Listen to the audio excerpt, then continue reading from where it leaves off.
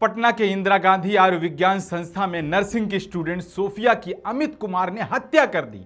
Sophia की दोस्ती अमित कुमार से हुई, जिसने खुद को पुलिस अधिकारी बताकर भरोसा जीता। दोस्ती प्यार में बदल गई और फिर वो दोनों लिव इन रिलेशनशिप में रहने लगे। लेकिन प्यार का ये रिश्ता झूठ और धोखे की नींव पर खड़ा था।